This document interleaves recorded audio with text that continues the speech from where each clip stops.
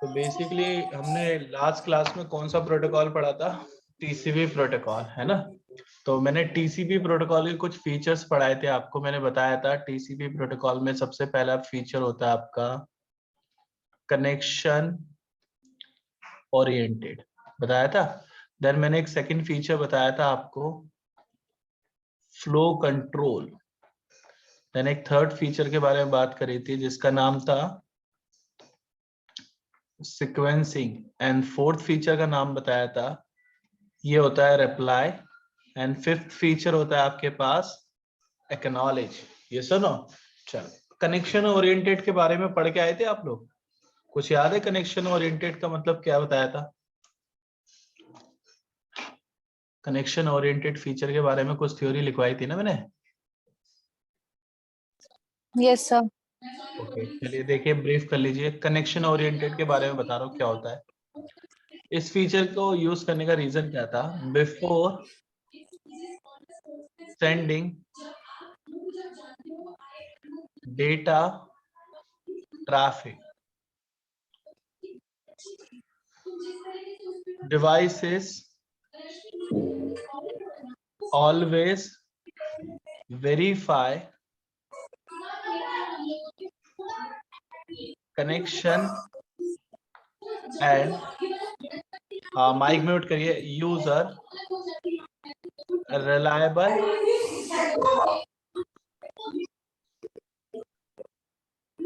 Reliable और not reliable. अब इसके अंदर वो क्या करते हैं कि रिलायबल है या नहीं है। बेसिकली अगर आपके पास सपोज करो कि आपके पास एक PC1 है जिसका नाम है बॉब, एक PC2 है जिसका नाम है सैम, दोनों कनेक्टेड है। अब बॉब को कुछ डेटा भेजना है, यहाँ पे बॉब के पास कुछ डेटा है, इस डेटा को बॉब को भेजना है। लेकिन बॉब डेटा भेजने से पहले क्या बोला है कि मैं कौन सा प्रोटोकॉल ऐड कर दिया उसके साथ? TCP protocol. तो टीसीपी प्रोटोकॉल जैसे ही ऐड होता है तो वहां पे आप कनेक्शन ओरिएंटेड का फीचर यूज करते हो। वो किस लिए होता है? रिलायबल के लिए। ये सुनो, रिलायबल है या नहीं। तो उसके लिए वो क्या करते हैं, सबसे पहले क्या फॉर्म करते हैं?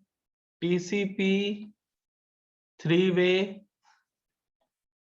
Handshake process. क्या फॉर्म करते हैं? टीसीपी 3-वे हैंडशेक प्रोसेस। वो किसमें होता है? कनेक्शन ओरिएंटेड में। अब बेसिकली जैसे ही ये प्रोसेस करते हो तो सबसे पहले आप टीसीपी के कुछ फ्लैग्स यूज करते हो।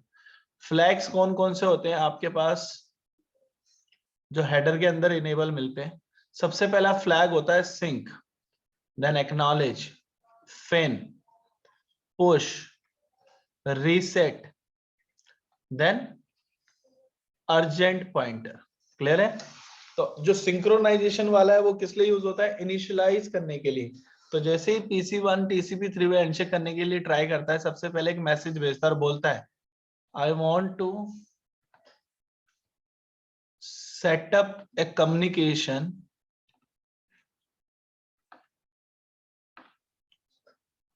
With you. तो बेसिकली ये मैसेज किसने भेजा है? बॉब ने, कि भाई मैं आपके साथ एक सेटअप कर रहा हूं कम्युनिकेशन के लिए। जैसे ही सैम को रिसीव होता है, सैम यहां से एक मैसेज भेजता है और बोलता है okay I am receive your message. And एक और मैसेज भेजता है उसके साथ, क्या बोलता है? Start your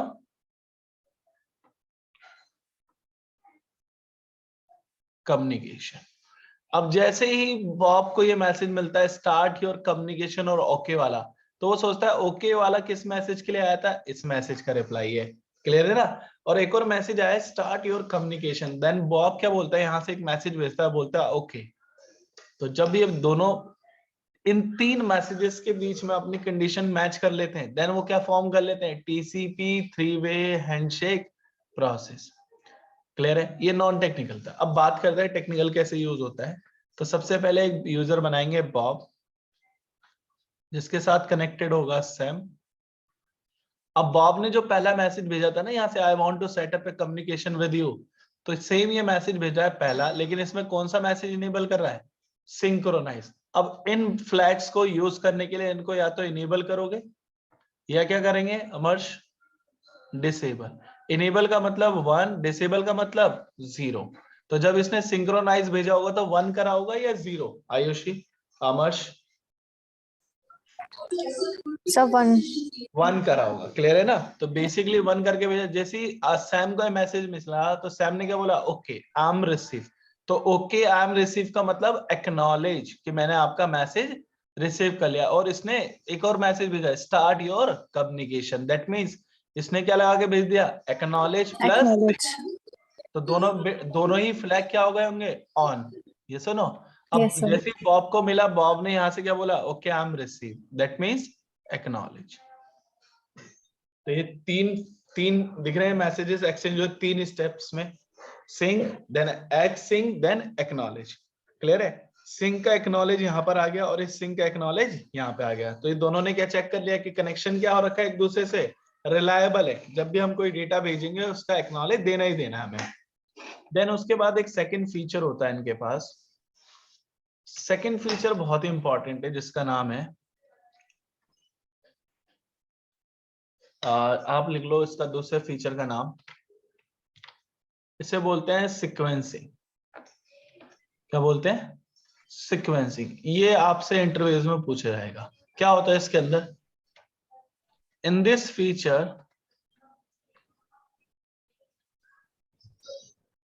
devices verify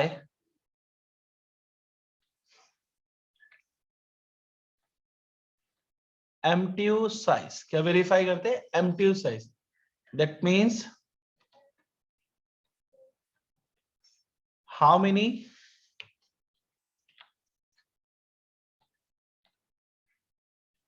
size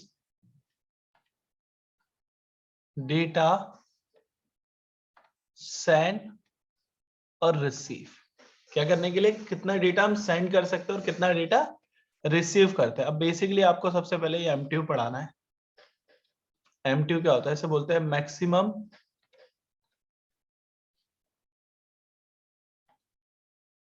transfer unit.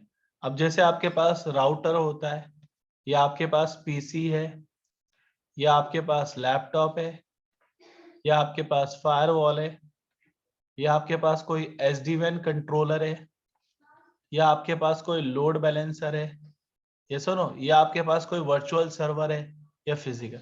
उन सभी का बाय डिफॉल्ट, इन सभी को नेटवर्क में कनेक्ट करने के लिए आपके पास एक ऑप्शन होता है जिसे क्या बोलते हैं? NIC card. NIC card means network interface card. क्या बोलते हैं? Network interface card. इसका जो है एक MTU साइज होता है जिससे ये बताता है कि कितना डेटा सेंड होगा और कितना रिसीव। तो वो कितना होता है? 1500 बाइट। कितना होता है? 1500 बाइट बाय डिफॉल्ट। एक बाइट के अंदर 8 बिट होती है, यानी 1500 को 8 बिट से मल्टीप्लाई कर लोगे तो आपको टोटल बिट आ जाएगी 1 लाख कुछ समथिंग करके आएगी। यस और नो? क्लियर है? Yes, sir. चलो अब देखो बेसिकली क्या होता है। जो ये 1500 बाइट है ना, इसमें से रिजर्व होती है ऑलरेडी पहले ही 20 बाइट। किसके लिए? आईपी इंफॉर्मेशन के लिए। तो कितना रिमेनिंग रह गया? आप कितना डेटा सेंड और रिसीव कर सकते हो? अब 1480 बाइट। अब अगर टीसीपी लगाओगे तो 20 बाइट घटा दो इसमें से। टीसीपी का हेडर साइज भी तो 20 बाइट का है। तो बेसिकली कहने का मतलब ये है भाई, सपोज करो आपके पास 2 यूजर हैं,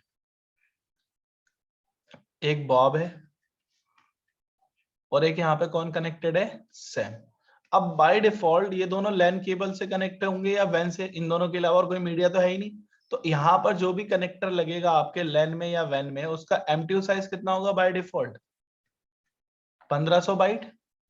इस वाले का भी MTU साइज कितना होगा? 1500 बाइट। अब बेसिकली 1500 बाइट होने का मतलब कि इसमें से आप माइनस करोगे 20, यानी आप डेटा कितना भेज सकते हो अमर्श यहाँ से? आयुषी 1480 बाइट का। अगर आप TCP यूज नहीं कर रहे हो तब जाएगा। ये सुनो, TCP यूज करोगे तो अगर अगेन -20। तो बॉब भैया यहाँ पर क्या बोल रहे हैं?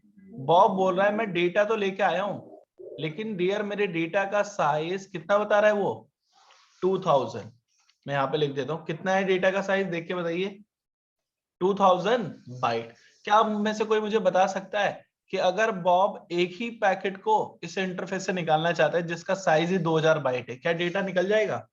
सेंड हो पाएगा? Yes, sir. सेंड हो पाएगा? भाई देखो आपका साइज कितना है बाय डिफॉल्ट? 14 to 80. नहीं जा पाएगा, 2000 बाइट का तो ज्यादा हो जाएगा ना। क्या आप डेटा रिसीव कर सकते हो 2000 बाइट का? अच्छा, इक्वल लेना पड़ेगा सर? हाँ इतना ही। देखो कैपेसिटी बता रहा है कि मेरी कैपेसिटी है कि डेटा का साइज इतना होना ही होना है। अगर टीसीपी यूज करोगे तो -20 और कर दो, फिर कितना जाएगा? 1460। तो बेसिकली क्या है, जब सीक्वेंसिंग की बात करते हो तो एमटीयू चेक करना। और बॉब कह रहा है मैं 2000 बाइट का डेटा भेजने की कोशिश कर रहा हूं, क्या जाएगा एक बारी में एक पैकेट के अंदर? अगर वो एक ही पैकेट को, एक ही पार्सल को डिलीवर करना चाहता है जिसका साइज ही कितना है 2000 बाइट, तो जा पाएगा? नहीं। डेटा साइज तो क्या है 1480 से ज्यादा है ना। Yes, sir. ये सुनो, तो डेटा तो जा नहीं पाएगा। तो बॉब का जो डेटा है वो जब यहां से निकलेगा, जब इस लिंक से निकलने के लिए वो ट्राई करेगा यहां से, तो वो क्या हो जाएगा, यहीं पर ही क्या हो जाएगा, उसका डेटा ड्रॉप हो ड्रॉप हो जाएगा। तो जाएगा। सर हाफ ऑफ में नहीं जा सकता? अब वो क्या करेगा, यहाँ पे इस डेटा को बोलेगा ज्यादा साइज है, तो मैं इसके लिए क्या करूंगा, यहाँ पे स्लाइसिंग। क्या बोलेगा? स्लाइसिंग। स्लाइसिंग मतलब कहने का ये है कि इस डेटा के पार्टीशन बनेंगे। अब लास्ट कितने साइज का डेटा भेज सकता हूं मैं? एक 1480। और कितना रिमेनिंग रह जाएगा 2000 में से? फिर 520। यस और नो? तो दो डेटा पैकेट बन गए। अब ये दोनों पैकेट एक ही डेटा के थे ना भाई, 2000 बाइट वाले के। तो इन दोनों पे जो सीक्वेंस नंबर लगाएगा, क्या लगाएगा? सीक्वेंस नंबर, वो तो सेम रखेगा। लेकिन अब अगर आगे पीछे रिसीव हो गया, क्या पता सैम को पहले 520 रिसीव हो जाए फिर 1480 आ जाए। तो इस प्रॉब्लम को सॉल्यूशन करने के लिए इनसे क्या लगा के भेज रहा है वो? ID number. क्या लगा के भेज रहा है? ID number. ID number. पहले वाले को क्या बोला? ID number 1। और इसको क्या बोल रहा है? ID number. आईडी नंबर क्या रखा? 2। बताओ आईडी नंबर।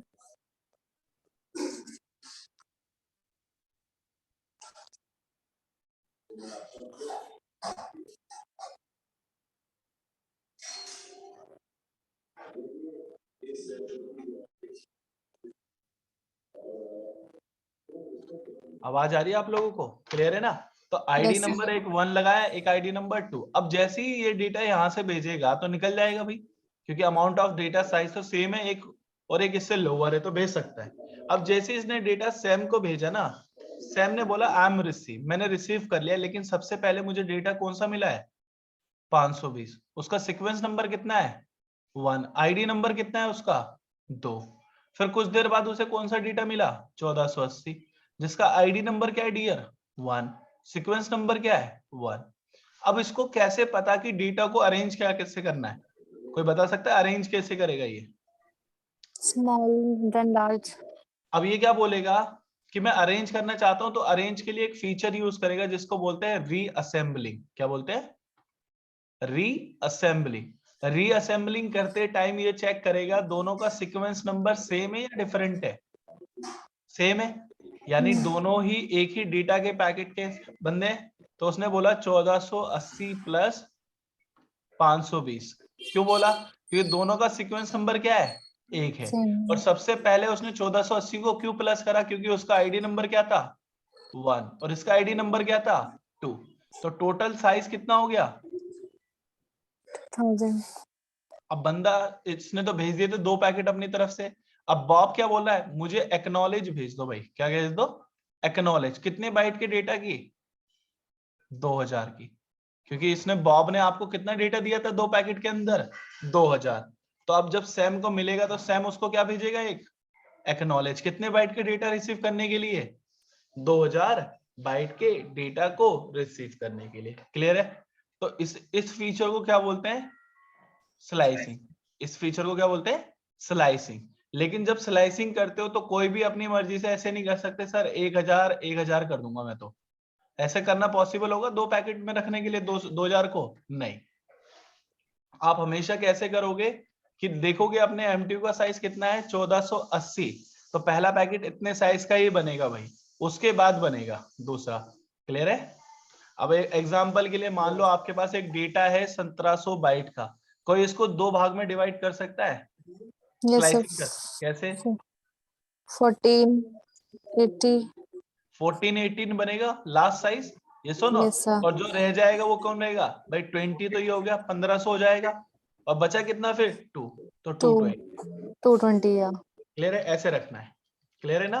तो ये क्या यस होता है? स्लाइसिंग। और ये कौन सी स्टेट में काम करते हैं? सीक्वेंसिंग वाले फीचर में। क्लियर है? अब आ जाओ third feature. Third feature interview में पूछा जाता है आपका, इसको बोलते हैं फ्लो कंट्रोल। फ्लो कंट्रोल बहुत इंपॉर्टेंट है, ध्यान से समझना है इसको। In this feature device verify buffer memory.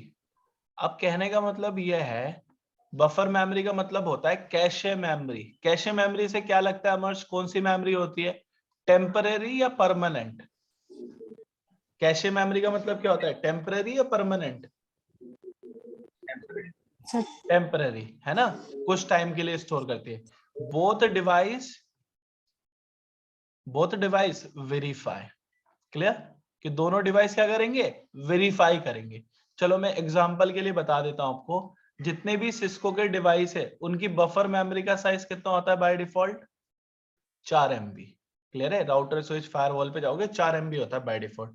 अब सपोज करो कि यहां पर एक पर्सन है जिसका नाम है बॉब। ये कनेक्टेड किससे कर दिया मैंने? सैम से। अब जो सैम है ना, इसको पता है मेरी बफर मेमोरी कितनी है। समर के सैम क्या बोल रहा है? मेरी बफर मेमोरी कितने साइज की है? 1 2 3। कितने पैकेट हैंडल कर सकता है 1 सेकंड में? ये 3 पैकेट। क्लियर है? और यहां पर जो बॉब है ना, बॉब बोल रहा है भाई मेरे पास एक डेटा है जिसका साइज ही कितना है? 2000 बाइट। आप में से कोई बता सकता है डेटा यहां से निकल के यहां चले आएगा? नहीं, पहले तो वो क्या चेक करेंगे एक दूसरे का? एमटीयू। तो मैंने बॉब का एमटीयू बोल दिया, कितना है? 200। सैम का एमटीयू कितना है? 200। अब ये बताओ कितने पार्टीशन बनाएगा इनके लिए डेटा स्लाइस करने के बाद? 1800 कितने बनाएगा? 200 एमटीयू, 200 बाइट का। और 2000 बाइट का 1800 डेटा भेजना चाह रहे हो आप? 2000 बाइट का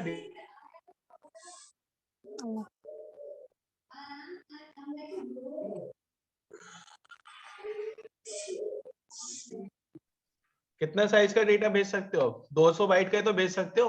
और टोटल यस कितना है? 2000। तो कितने पैकेट बनाएगा स्लाइस करने के बाद? 1 2 3 4 5 6 7 8 9 और ये 10। कितने पैकेट बनेंगे टोटल? 10। अब देखो, लेकिन सैम क्या बोला है? मैं एक टाइम पे कितने पैकेट रिसीव कर सकता हूँ यहाँ पे? 3। अब बॉब को तो ये पता ही नहीं है ना, तो बॉब क्या बोल रहा है? सबसे पहले मैं कौन से नंबर का पैकेट भेज रहा हूँ? बताओ भाई। फर्स्ट नंबर का एक पैकेट भेजा, सैम ने रिसीव करा, उसको कहां पे रखा? अपनी बफर मेमोरी में। ये प्रोसेस हो गया। और फिर उसको क्या भेज दिया उसने? बॉब को क्या भेजा यहाँ से? अमर्श, एक्नॉलेज। एक नंबर पैकेट प्रोसेस। उसने बोला ठीक है। बॉब ने बोला मैंने एक पैकेट भेजा है, तो उसने इमीडिएट ट्रांसफर कर दिया मेरे को एक्नॉलेज। अब इसने कितने पैकेट भेजे बॉब ने? 2। कौन कौन से भेज रहा है? 2 नंबर का और 3 नंबर। सैम को मिला, सैम ने बोला भाई मेरी बफर मेमोरी बहुत बढ़िया है। इसने दोनों रखे और फिर प्रोसेस। अभी तो मेमोरी में और साइज है ना, तो इसने दोबारा से क्या भेज दिया इसको? एक्नॉलेज। कौन कौन से पैकेट रिसीव कर लिए थे? 2 और 3। अब बॉब को आ रहा है गुस्सा। बॉब बोला एक भेजा तो प्रोसेस, 2 भेजा तो प्रोसेस। अब इसने बोला मैं 3 भेज रहा हूँ। कौन कौन से भेज रहा है? 3 4 5 एंड 6। अब सैम ने बोला भाई बहुत बड़ी मेमोरी है, 4 5 6 तीनों पैकेट आ गए। और प्रोसेस करके उसको कौन सा मैसेज भेज देगा? एक्नॉलेज। 4 5 6। बॉब बोला यार ये तो गलत है। एक भेजता हो तो प्रोसेस, 2 भेजे तो प्रोसेस, 3 भेजे तो प्रोसेस। लग रहा है इसकी बफर मेमोरी 3 से भी ज्यादा है। मैं इकट्ठा कितने भेज दूंगा अब? 4। कौन कौन से पैकेट भेज रहा हूँ? 7 8 9 और 10। जैसे ही सैम को मिला, सैम ने बोला 7 8 9। 10 नंबर के पैकेट को रखने के लिए मेमोरी में साइज है? नहीं। तो 10 नंबर का पैकेट क्या कर देगा? ये 10 नंबर का पैकेट क्या कर दिया? ड्रॉप। और एक्नॉलेज किस किस नंबर के दे रहा है? सिर्फ 7, 8 और 9 की। अब जैसे ही बॉब को पता चला एक्नॉलेज 3 पैकेट की आ रही है, बॉब क्या बोल रहा है 3 पैकेट्स बफर मेमोरी। कितने पैकेट की बफर मेमोरी है आपकी? 3 पैकेट की बफर मेमोरी है, कोई दिक्कत नहीं। अब सैम ने फिर दोबारा से यहाँ से एक मैसेज भेजा अपने पास से, कह रहा है भैया एक मैसेज भेज रहा हूँ जिसका नाम है रीट्रांसमिट करो। क्या बोल रहा है? रीट्रांसमिट करो। कितने नंबर का पैकेट? 10 नंबर का। बॉब ने दे दिया इसको 10 नंबर, सैम ने उसके लिए एक्नॉलेज कर दिया। अब जो ये प्रोसेस करा ना आपने, पैकेट भेजे, फिर मेमोरी चेक करी, ये वो करा, इस पूरे सर लॉन्ग प्रोसेस हो गया ना। इसको बोलते हैं विंडोइंग। आपने नाम सुना होगा, इंटरव्यूज में पूछते हैं ना विंडोइंग। क्या बोलते हैं? Yes windowing. सर। विंडोइंग नाम होता है इसका। अच्छा सर इनके हेलो हाँ जी बोलिए। सर, इनके स्टेप्स हैं, मतलब ये इम्पोर्टेंट है कि पहले फर्स्ट, फिर दो, हाँ, फिर अगर आप 3, फिर 4, फिर 5। हाँ एक ही बारी में मैं 5 पैकेट भेज दूंगा, क्या सैम रिसीव कर पाएगा? नहीं। तो ये ओके। प्रोसेस है, ये आप फॉलो करते हो हर बार अपने डिवाइस के साथ। एक ही बार होता है ये प्रोसेस। भाई आप अपने फ्रेंड के साथ घूमने जाओगे, एक ही बार ही तो चेक करोगे कितने बर्गर खा रहा है, या रोज ले जाओगे कैपेसिटी चेक करने के लिए? नहीं ना। हाँ, ओके सर। वैसे ही ये करता है, कहता है एक ही बार करेंगे, बाद में बिल ज्यादा आएगा। तो इसका एक फीचर था फ्लो कंट्रोल, ठीक है। उसके अंदर वो क्या चेक करता है? विंडोइंग। अब एक और फीचर था जिसका नाम था रिप्लाई, और एक फीचर था जिसका नाम था एक्नॉलेज। रिप्लाई करने का मतलब ये था आई एम रिसीव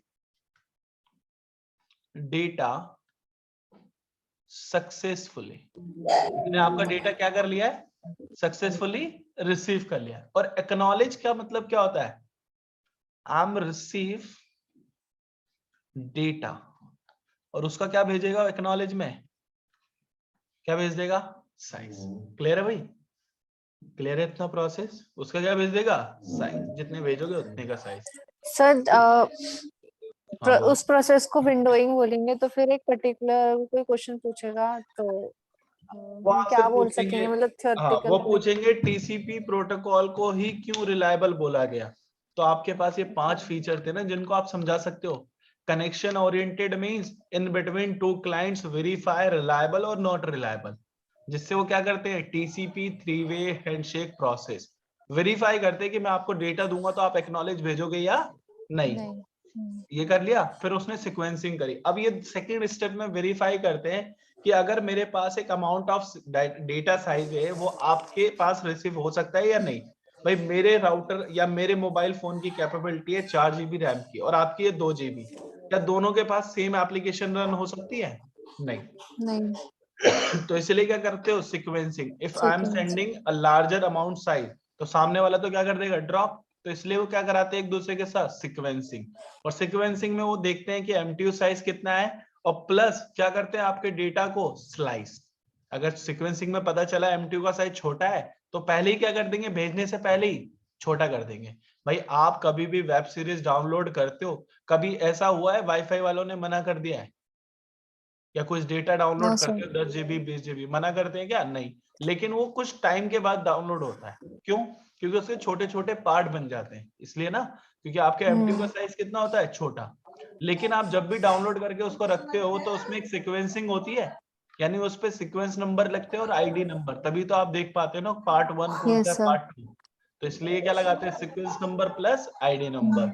अब फ्लो कंट्रोल कहने का मतलब ये है कि मैंने एक ही बारी में 5 पैकेट दे दिया आपको, क्या आप प्रोसेस कर पाओगे अपने सीपीयू के अंदर?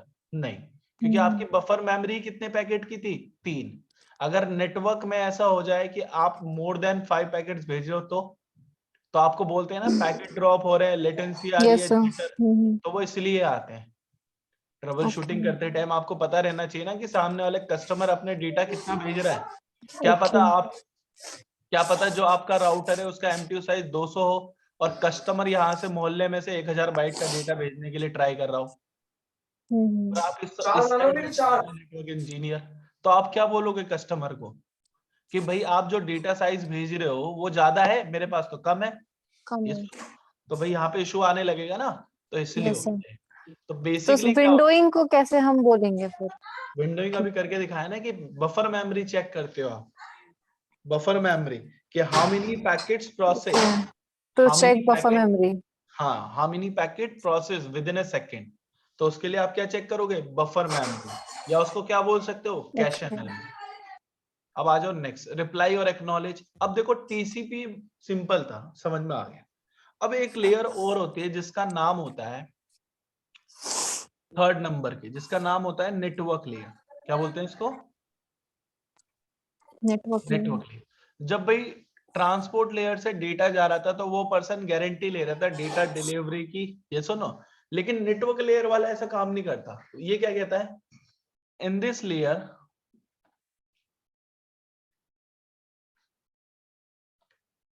Always add logical address. कहने का मतलब ये है, लॉजिकल एड्रेस को बोलते हैं आईपी एड्रेस। क्या ऐड करता है हमेशा ये?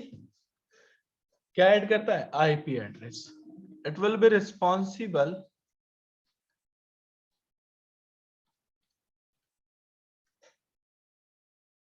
To add IP header. क्या ऐड करने के लिए? IP header to verify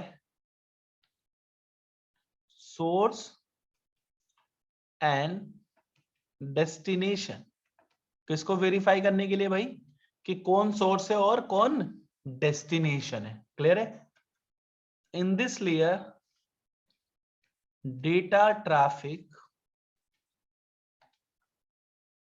forward via best path. किसके थ्रू जाता है आपका डेटा? हमेशा बेस्ट पाथ के थ्रू जाता है। और बेस्ट पाथ के थ्रू भेजने का रीजन ये था, आप वहां पे क्या यूज करते हो? कुछ क्या यूज करते हैं डियर आप लोग?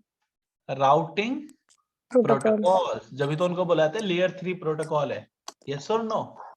अब देखो, अब एक एक करके बात करेंगे, कहानी समझ में आएगी फिर इसकी।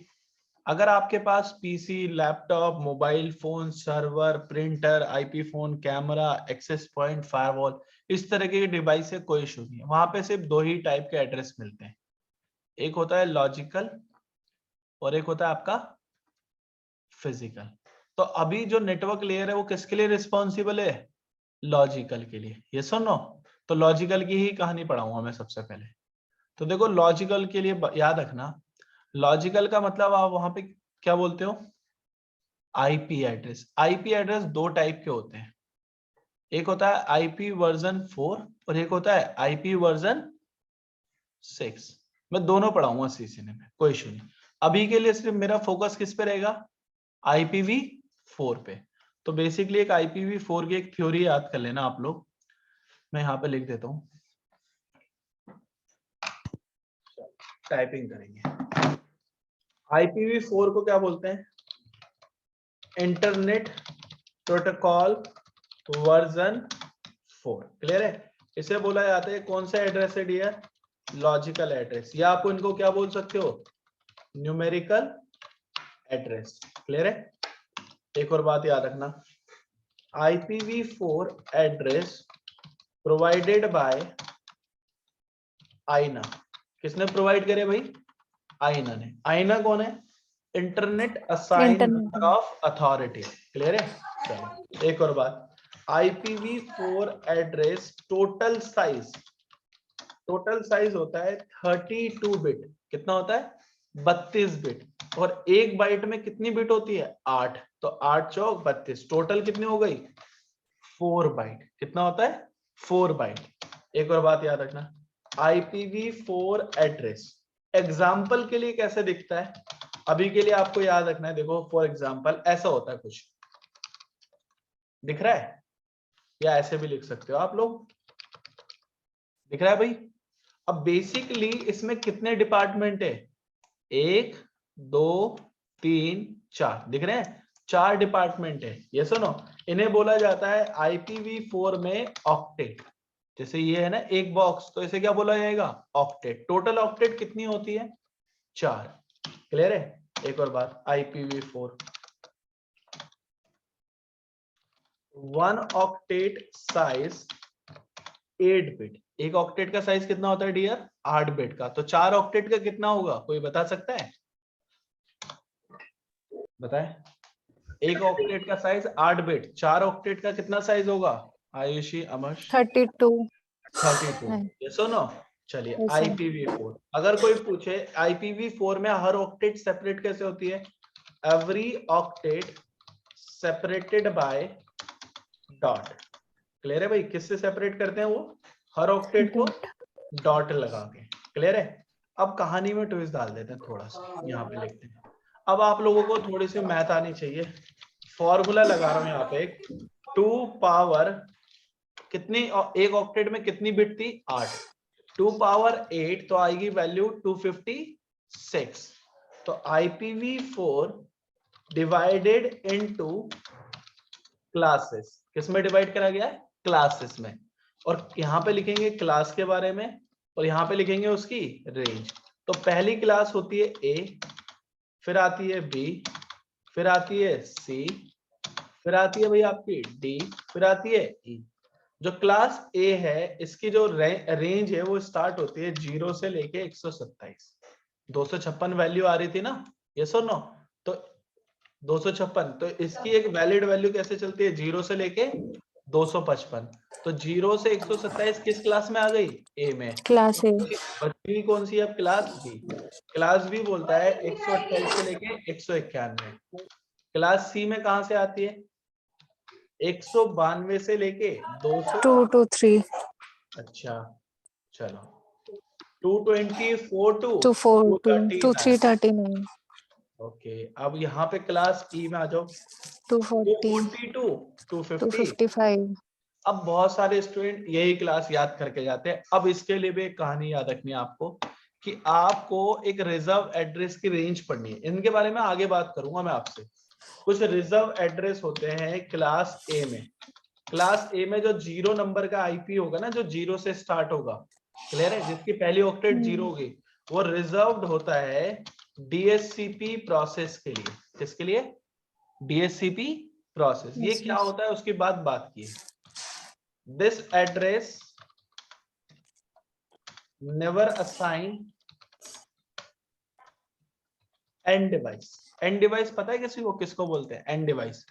end device का मतलब PC, laptop, server, PC. IP phone, cameras, इनको बोलते हैं, जो लेयर 3 होते हैं, जो नेटवर्क लेयर पे काम करते हैं आईपी के साथ। और एक एड्रेस होता है 127। ये भी आपका रिजर्व होता है, reserve for testing. NIC card, NIC card अभी बताया था ना मैंने आप लोगों को। Network interface. हाँ, जैसे लैन इंटरफेस चल रहा है नहीं चल रहा है, या वैन चल रहा है नहीं चल रहा, लैन या वाईफाई, इन दोनों को टेस्ट करने। भाई देखो, अगर आपके वाईफाई में कोई दिक्कत आ जाए वाईफाई कार्ड में, कैसे टेस्ट करोगे? तो उसके लिए 127 में एक एड्रेस रिजर्व होता है। कौन सा? उसको बोला जाता है लूप बैक एड्रेस। डेवलपर ने फिक्स कर रखा है इसको। ये एड्रेस को अगर पिंग करने से रिप्लाई आ रहा है, तो आपका network interface card successfully work कर रहा है। यस और नो? ओके। तो आपके पास क्लास ए में इन दोनों को हटाने के बाद वैलिड रेंज कौन सी बची हुई है जो असाइन हो सकती है? 1 से लेके 120, 126। ये वाली वैलिड होती है। ये सुनो, अब भाई किसी को लग रहा है नहीं सर ये झूठ है, हमने तो बुक में भी पढ़ा था, कॉलेज में भी, कि 0 आईपी वैलिड होती है। तो देखो आपके सामने दिखा देता हूं करके। कोई भी एक अडेप्टर लो, कौन कौन से एड्रेस असाइन कर सकते हो? IPv4 और IPv6। मैं IPv4 में, भाई माइक म्यूट करके बैठिए, घर पे लड़ाई हो रही है तो। चलो IPv4 में गए, ऑक्टेन में गए। अब मैं यहाँ पे 1 2 3 4 4 बॉक्स है, बढ़िया। मैं पहले बॉक्स में 0 को डाला हूं। जैसे ही मैं दूसरे ऑक्टेट के लिए क्लिक कर रहा हूं ना, देखो एरर आ गया, 0 is not a valid entry. पहले ही उसने बता दिया ना, वैलिड नहीं है भाई। वेरीफाई कर लो आप पहले। और इसमें उसने बता रखा है, स्पेसिफाई कर रखा है एक वैल्यू को 1 से लेके 223 तक वैलिड है आपकी। मैंने कहा नहीं, हम तो 127 देंगे। आप क्या बोल रहा है? IP address starting with 127 are not valid. ये पहले से रिजर्व है लूप बैक के लिए।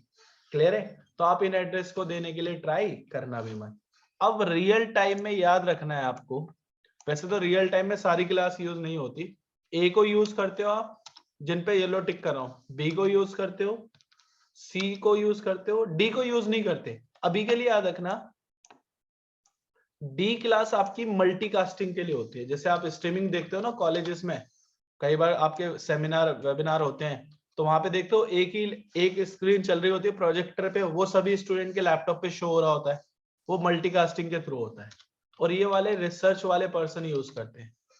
जैसे आपने अभी 4G का देखा है, 5G भी आने वाला है, ये सुनो, तो ये मल्टीकास्टिंग और रिसर्च के लिए चल रही है, इनको आप यूज नहीं कर सकते। चलो, ये था IPv4 का फॉर्मूला, बताना था आपको।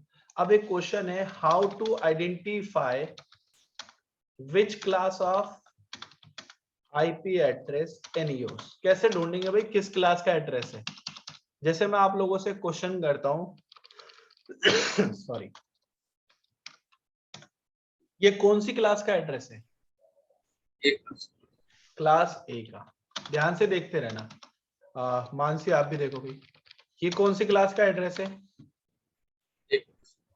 क्लास A का। मानसी आवाज नहीं आ रही?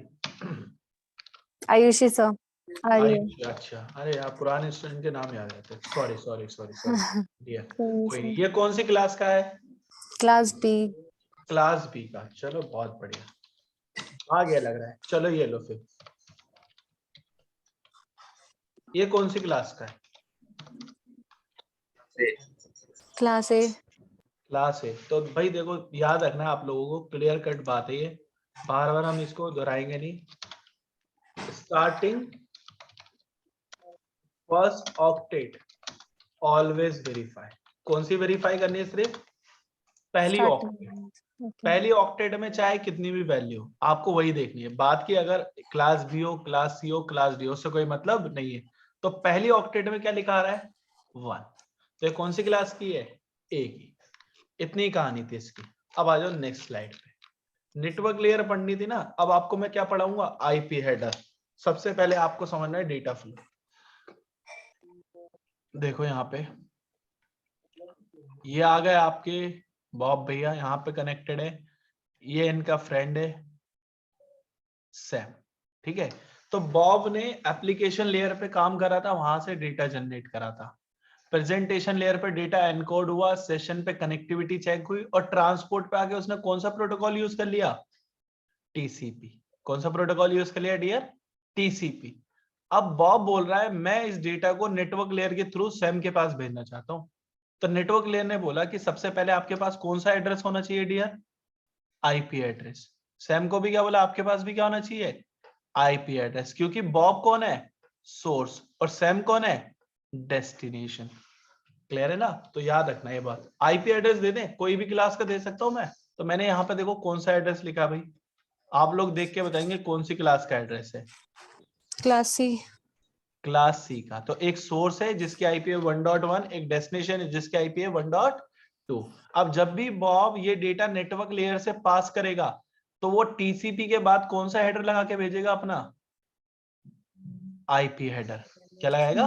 IP header. IP अब हेडर। IP हेडर में क्या क्या जाता है, कहने के लिए इसका बहुत बड़ा साइज है। अभी के लिए अगर आप लिमिटेड इंफॉर्मेशन भी पढ़ोगे कोई इशू नहीं है, ठीक है। पढ़ाऊंगा मैं धीरे धीरे, step by step. IP header, जैसे आप पार्सल डिलीवरी करता है ना आपको Amazon फ्लिपकार्ट से, तो उस पर स्टिकर लगाता है, सेम ये IP हेडर का स्टिकर लगा दिया। अब जो भेज रहा है उसको क्या बोलता है, क्या लगाएगा उसकी इंफॉर्मेशन? Source IP address. कौन भेज रहा है उसकी इंफॉर्मेशन बताओ। फिर उसके बाद क्या लगाता है?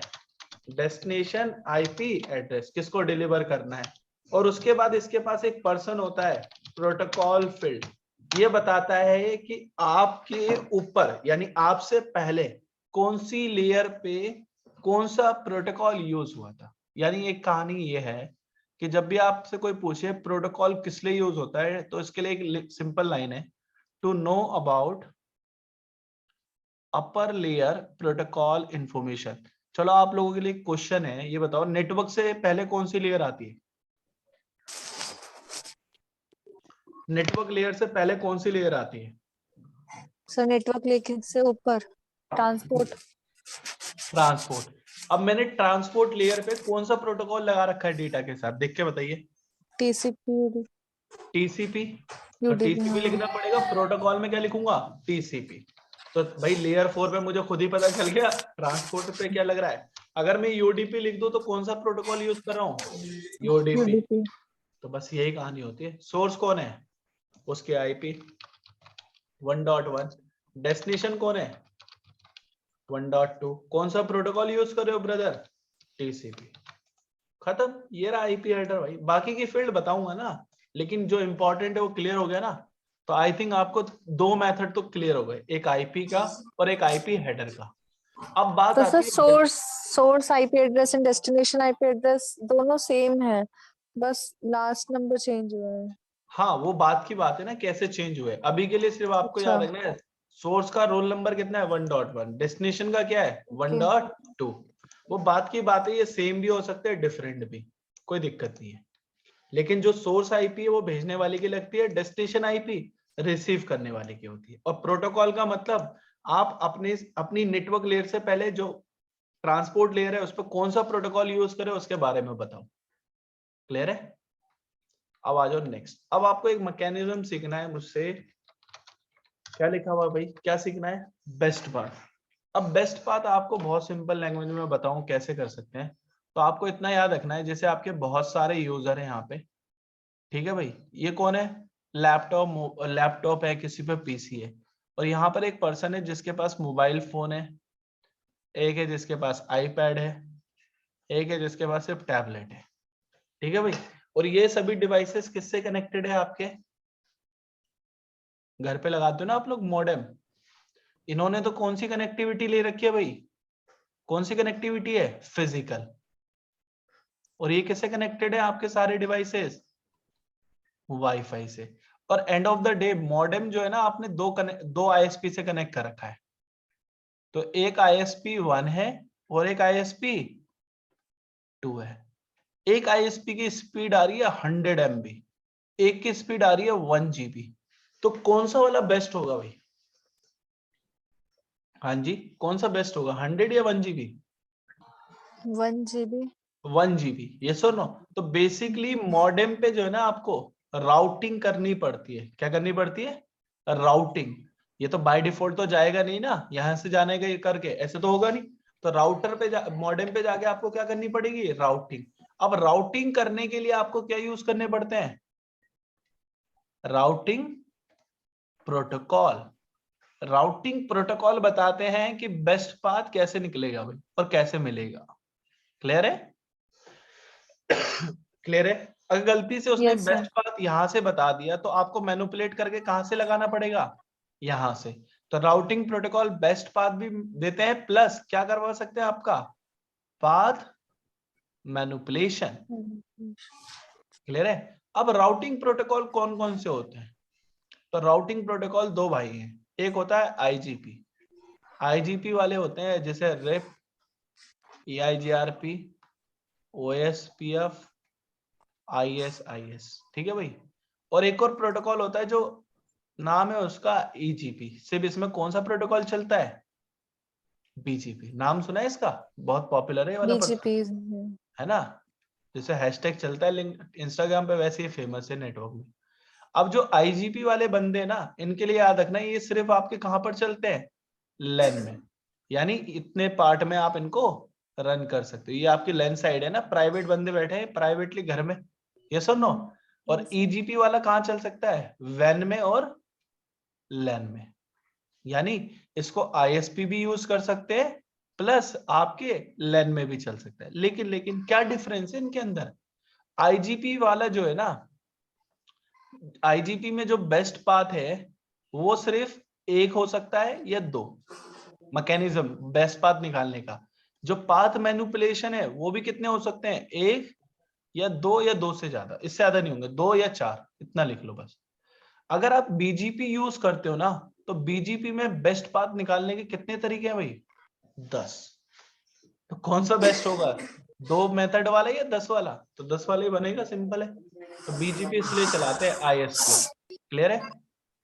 आज अब नेटवर्क लेयर के बाद चलती है आपके नेक्स्ट लेयर पे। नेक्स्ट लेयर कौन सी है भाई, सेकंड नंबर आती है नेक्स्ट लेयर, इसे डेटा बोलते हैं link layer. Data link layer. ये बहुत इंपॉर्टेंट है, इसलिए इसको पिंक कलर से रखा गया है।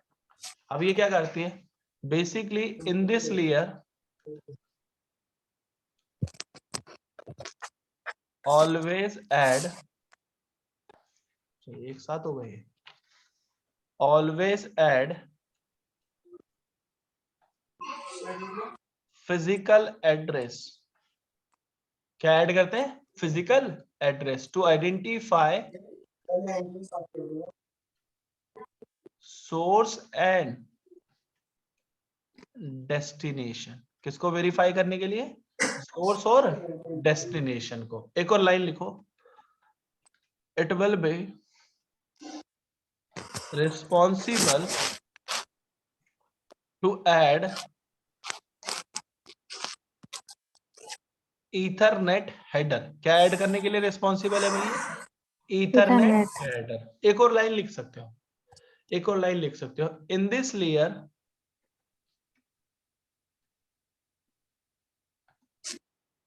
Sub layer available. क्या मिलती है यहाँ पे आपको, सब लेयर्स भी होती है उसकी। सब लेयर अभी के लिए याद रखना, एक होती है एलएलसी और एक होती है मैक। तो सबसे पहले आपको सिखाऊंगा फिजिकल एड्रेस क्या होता है। अभी मैंने आई थिंक आपको बताया था, अगर आपके पास PC, laptop, router, switch, firewall इस तरीके का डिवाइस होता है, दो एड्रेस होते हैं। पहला कौन सा बताया था भाई, लॉजिकल। दूसरा कौन सा था, फिजिकल। तो लॉजिकल कौन सी लेयर पे लगता है आयुषी, लॉजिकल कौन सी लेयर पे लगता है, लॉजिकल सर, नेटवर्क लेयर पे। नेटवर्क लेयर, चलिए, और फिजिकल कौन सी लेयर पे लगेगा, डेटा लिंक पे। डेटा अब लिंक लेयर। फिजिकल वाले के लिए भाई बहुत लंबी कहानी है, तो धीरे से पढ़ेंगे। फिजिकल वाले को बोल सकते हो आप, ये क्या होता है, एक हार्डवेयर एड्रेस होता है। और अगर आप as a network engineer already working हो तो आपको बताने की जरूरत नहीं है, इसे क्या बोलते हैं, मैक एड्रेस। MAC address. दोनों सेम है, कोई इशू नहीं है। अब मैक की मतलब, मैक का मतलब क्या होता है, मीडिया एक्सेस कंट्रोल। क्लियर है, अब बात Yes. समझो दूसरी, मैक। अब इसके लिए मैं जो है ना प्रोवाइडेड बाय लिख रहा हूं, बस याद रखना किस लिए लिख रहा हूं, प्रोवाइडेड बाय वेंडर। जो आप सामान लोगे, जैसे राउटर, स्विच, फायरवॉल, जो भी आप इक्विपमेंट लोगे, हार्डवेयर नेटवर्किंग डिवाइसेस, वो किसी एक वेंडर से लोगे, तो ये वेंडर असाइन होता है। कैसे होता है, वेंडर असाइन। जो दे रहा है उसी के थ्रू असाइन हुआ हुआ होता है, कोई आपको एक पर्टिकुलर ऑर्गेनाइजेशन नहीं देती। क्लियर है, अब बात करो मैक। ये आपको मिलता है हेक्साडेसिमल फॉर्मेट में। किसमें मिलता है, हेक्साडेसिमल फॉर्मेट। अब हेक्साडेसिमल का मतलब combination, alphabet plus numeric, A B C D और 1 2 3 दोनों के फॉर्म में मिलता है। क्लियर है, एक और बात कर लो, इसका टोटल जो साइज होता है 48 बिट का होता है। एक बाइट में 8 बिट। कितनी बिट, एक बाइट में 8 बिट। तो आयुषी बताएंगे 48 बिट में कितने बाइट, क्या सर, एक बाइट में 8 बिट, और 48 बिट का मतलब कितने बाइट हो गया, 48 बिट इंटू 8, 244। अच्छा खतरनाक मैथ है। एक बाइट का, मैं एक अच्छी नहीं। इतनी खतरनाक तो मैं डर जाऊंगा। एक बाइट का मतलब 8 बिट। ठीक है, तो मैंने पूछा 48 बिट का मतलब कितने बाइट, 8 बिट को जोड़ने पे एक बाइट बनता है, तो 48 बिट है आपके पास। करिए, कोई नहीं, आराम से करिए, पहले हम यही करेंगे आज। एक बाइट का मतलब 8 बिट, 48 बिट में कितनी बाइट होती है, 8 8 लिख लो आप, इतनी बार 48 हो जाए, और फिर उसके आगे एक एक करते चले आओ, फिर जोड़ लो। देखो सिंपल है, कंफ्यूज नहीं होना। एक बाइट में कितनी बिट है भाई, 8 ना। तो अगर Yes, sir. 48 बिट है, तो यानी 8 मल्टीप्लाई बाय 6 करा होगा आपने, यस और नो, तो 48 आ जाएगा ना। तो कितनी हो जाएंगी टोटल, 8 बाइट। कितनी हो जाएंगी, 8 बाइट। क्लियर है, चलो कोई दिक्कत नहीं है। मैक एड्रेस दोबारा से बात करते हैं। अच्छा आपने बाइट पूछा था, 48 बिट का वो करना था, मैं उसको बाइट फिर में मल्टीप्लाई कर रही हूँ आगे। कोई इशू नहीं, कोई इशू नहीं। अब देखो मैक के अंदर जो है ना, मैक के अंदर एक हेडर होता है, जो मैक लगता है उसका एक हेडर होता है। उसके अंदर बात कर लेते हैं कैसे होता है, बात करते हैं पहले छोटी सी एक एग्जांपल के थ्रू। ये आपका एक मैक हेडर बना रहा हूँ, रियल टाइम में मिलेगा आपको मैक हेडर। तो आप जब ट्रबल शूटिंग करते हो तो वहां पे मैक हेडर दिखता है आपको, उसको कैसे ट्रबल शूट करना है वो भी सीखोगे। जो मैक एड्रेस है ना वो हेक्साडेसिमल में बता रहा है बंदा ये। तो मैं एक फॉर एग्जांपल में ले लेता हूँ यहाँ पे 0120 ABCD 1234 हो गया। तो देखो आप जो मैक एड्रेस है 48 बिट का है, 8 बाइट का है। कितनी वैल्यू लिखी हुई है यहाँ पे टोटल? मैक एड्रेस में कितनी वैल्यू है न्यूमेरिकल और अल्फाबेट? 12 वैल्यू। क्लियर है? अभी और डीप नहीं जा रहा हूँ।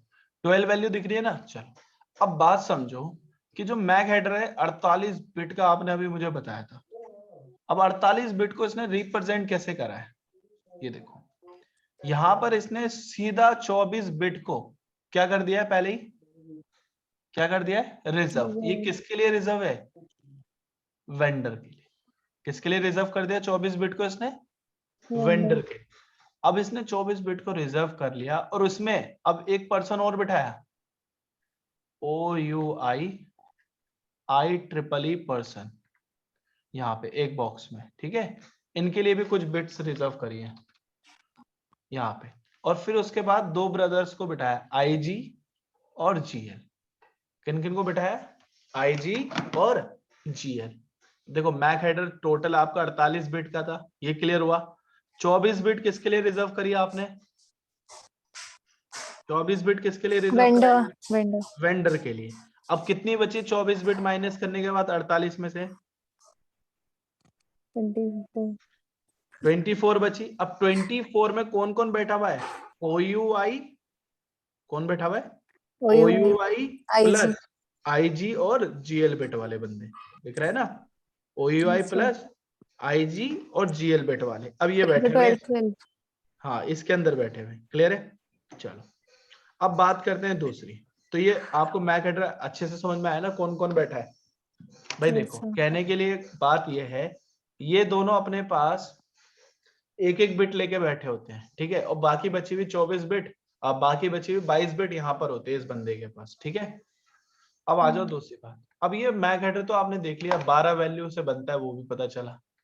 तो अब देखो मेरे पीसी का मैक दिखाता हूँ आपको। CMD में जाना है, कमांड क्या होती है? ipconfig और क्या लिख देना है? /all। बहुत सारे अडेप्टर है मेरे पास, लेकिन मेरे एक वायरलेस अडेप्टर का देख के बताओ, ये फिजिकल एड्रेस दिख रहा है आपको? यस सर दिख रहा है। अब इसमें कितनी वैल्यू है टोटल? 12 वैल्यूज दिख रही है ना? तो एक वैल्यू का साइज 4 बिट का होगा ना, तभी तो 12 चौक 48 बनेंगे भाई। 12 को मल्टीप्लाई करने पे 4 से, तो एक वैल्यू उसका साइज कितना है? 4 बिट का। वो भी बताऊंगा कैसे निकलेगा, अभी के लिए इतना होता है। ठीक है, चलो अब आ जाओ नेक्स्ट बात पे। नेक्स्ट क्या कर सकते हैं? हमने फिजिकल एड्रेस पढ़ा था ना अभी, डेटा लिंक। हाँ डेटा लिंक का हमने एड्रेस लॉजिकल हम क्लियर करके आए थे। अब फिजिकल हमने पढ़ा है। अब देखो यहाँ पे एक थोड़ा सा आपको टेस्ट कर देते हैं। एक पीसी लगा देते हैं यहाँ पे, एक पीसी यहाँ पे।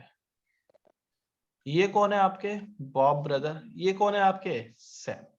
अब बॉब जो है ना ऑलरेडी आपका डेटा जनरेट करके लाया था एप्लीकेशन से, प्रेजेंटेशन ने एनकोड डिकोड करा, सेशन ने चेक करा। ट्रांसपोर्ट लेयर ने कौन सा प्रोटोकॉल यूज करा?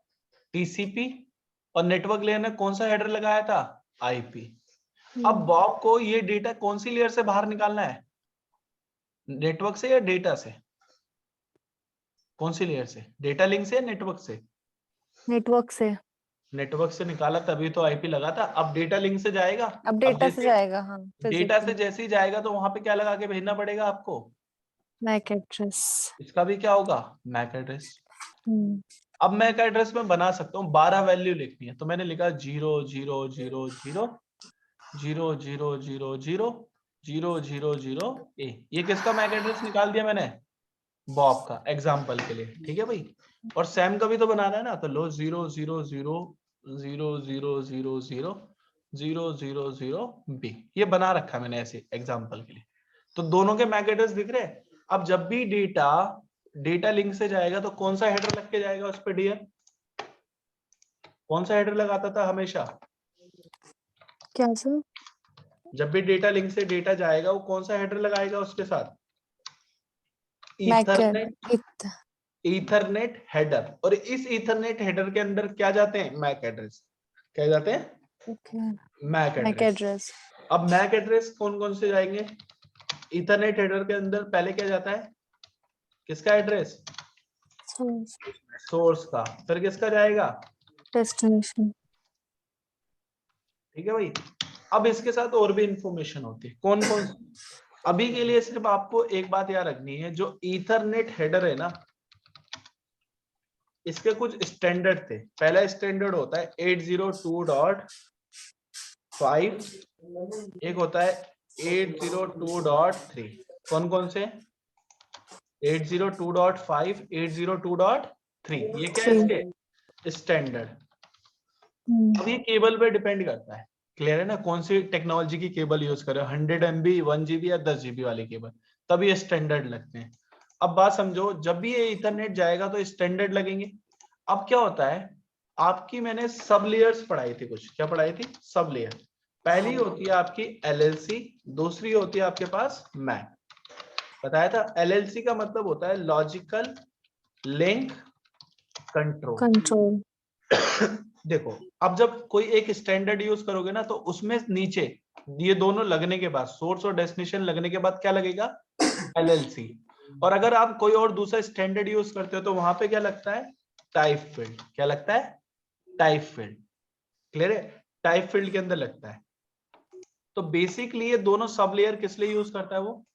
ये दोनों सब लेयर किस लिए यूज होती है? To know about upper layer क्या हो रहा है भाई? Upper layer protocol information. किसके लिए लगाता है? कि मुझे पता चले कि मेरी ऊपर वाली लेयर पे कौन सा प्रोटोकॉल यूज हो रहा है। चलो मैंने यहाँ पे लिख दिया भाई, एक टाइप फील्ड है। अभी आप कौन सा एड्रेस यूज कर रहे थे नेटवर्क लेयर पे? वर्जन 4 का या वर्जन 6 का? 4। वर्जन 4। तो मैं लिखूंगा, मैं यूज कर रहा हूँ टाइप फील्ड के अंदर कौन सा वर्जन? IPv4। अगर IPv6 जाएगा तो IPv6। अब यहाँ पर जो है ना टाइप फील्ड में ये आइडेंटिफाई कैसे होता है सर IPv4 and 6? भाई नेटवर्क लेयर पे जब IP लगाओगे तब बताना पड़ेगा ना, IP लिखनी पड़ेगी ना, कौन सी IP यूज कर रहे हो। ऐड करते हो ना नेटवर्क लेयर पे IP हेडर के अंदर IP, सोर्स IP, डेस्टिनेशन। जब आप लिखोगे हेडर बनाओगे तभी तो बताओगे कि कौन सी IP जा रही है। अब देखो यहाँ पर सोर्स मैक एड्रेस कौन सा है? पहला 00A। डेस्टिनेशन कौन है? 00B। पूरा लग के जाता है, मैंने तो अभी थोड़ा सा ही लिखा है, स्पेस कम है ना इसलिए। तो डेटा लिंक लेयर पे लग गया। अब आपकी कौन सी लेयर आती है? लास्ट लेयर कौन सी है भाई? फिजिकल। चलो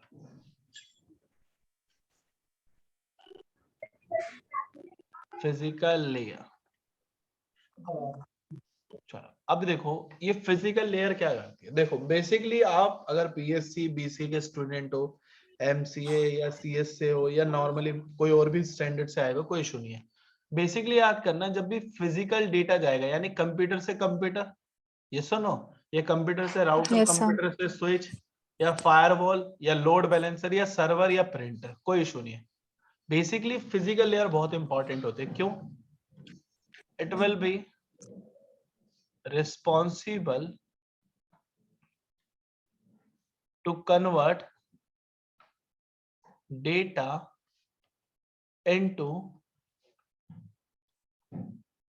0-1 फॉर्मेट। किसमें कन्वर्ट करने के लिए? 0-1 फॉर्मेट में। क्लियर है ना?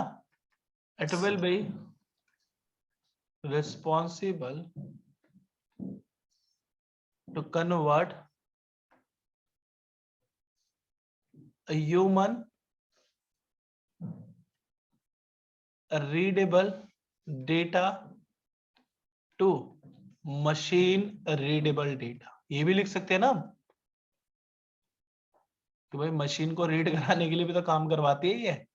क्लियर है? ओके, एक और बात लिखो, Yes, sir. It will be, एक और लाइन है, it will be responsible to encapsulate, encapsulation and decapsulation. Decapsulation. ये भी करता है भाई। देखो इसका कहने का मतलब है एक जगह डेटा रैप होगा और एक जगह डेटा अनरैप होगा। क्लियर है? अभी बात कर लेंगे कैसे होगा।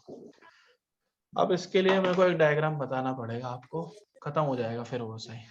3 दिन की बात हुई थी हमारी, बॉब और ये भैया है आपके सैम। ये कौन है? बॉब। ये किससे कनेक्टेड है? सैम से। बॉब और यहाँ पे कौन कनेक्टेड है डियर? सैम। माइक म्यूट करके बैठना भाई, लड़ाई झगड़े की आवाज नहीं आनी चाहिए। चलो अब जब इस वाले लिंक पे जाओगे ना, ये जो बीच में मीडिया है ना, ये कौन सा मीडिया यूज कर रहे हो आप लोग? कौन सा मीडिया है डियर? ईथरनेट। ये वाला मीडिया कौन सा है डियर? कौन सा लिंक यूज कर रहे हो आप? Serial cable. और ये वाला कौन सा मीडिया है, कोई बता सकता है? वाईफाई। क्लियर है ना? तो how many media to transfer data traffic? कितने मीडिया भाई? आयुषी, अमर्श, आप देख के बताइए कितने टाइप्स के मीडिया आपके पास डेटा भेजने के लिए? 3. एक और लिख लो, nowadays we are using this one also. कौन सी केबल? 5. फाइबर। अब देखो भाई, मेरे कहने का मतलब यह है कि बॉब ने डेटा जनरेट करा था, हमें भी पता था इसके अंदर डेटा था, उसके साथ टीसीपी हेडर क्या लगा के भेजा? IP header. फिर क्या लगाया उसने? Ethernet header. क्लियर है ना? तो ये वाला जो इंफॉर्मेशन है ना, ये सभी के साथ एक्चुअल लग के जाएगी। सभी ले, कोई सा भी मीडिया यूज कर लो आप, सबके साथ लग के जाती है। ठीक है, कोई दिक्कत तो नहीं है ना आप लोगों को? ये सभी के साथ क्या जाती है? लग के जाती है इन्फॉर्मेशन, कोई प्रॉब्लम मत समझना। लेकिन याद रखना, जब भी डेटा ईथरनेट टेक्नोलॉजी से जाता है, यानी यहां से डेटा रैप होगा और यहाँ पे क्या होगा? उसका डेटा अनरैप होगा। तो उसको रैप और अनरैप करने के लिए वो एनकैप्सुलेशन कौन सी यूज करता है? क्या नाम लिखा उसका एनकैप्सुलेशन का नाम? आरपा। तो ईथरनेट हेडर के बाद कौन सी एनकैप्सुलेशन लगा दी उसने? आरपा। और डेटा को किस में कन्वर्ट करके भेज दिया होगा सामने वाले के पास? 0101 में ऑटोमेटिक उठाता है ये आरपा एनकैप्सुलेशन। उससे पता क्या चलता है? कौन सी टेक्नोलॉजी का यूज करा गया है मीडिया के लिए। क्लियर है? और जैसे ही आप सीरियल लिंक से डेटा भेजते हो, तो वो कौन सी टेक्नोलॉजी यूज करता है? बताएं आप लोग, कौन सी टेक्नोलॉजी है ये? HDL। HDLC. तो वो ईथरनेट हेडर के बाद क्या बताता है? कौन सी एनकैप्सुलेशन मैकेनिज्म है? HDLC। फिर दोबारा से डेटा किस में कन्वर्ट कर देता है? 0101 में। क्लियर है ना? किसमें कन्वर्ट कर देता है? 0101 में। 01. अब याद रखना, यहां पर इन दोनों टेक्नोलॉजी में किसमें डेटा जाता है आपका? बिट्स में। यहां पर किसमें जाता है? वाईफाई के केस में किसमें जाता है? Radio. Radio signals. और फाइबर में किसमें जाता है? किस फॉर्म में जाता है डेटा? लाइट। किसकी फॉर्म में जाता है? लाइट की फॉर्म में। क्लियर है? बताएं आप लोग। इतना आपको बस पढ़ के आना है, बाकी और कुछ नहीं करना है। कल पढ़ाऊंगा नेक्स्ट टॉपिक, एनकैप्सुलेशन और डीकैप्सुलेशन।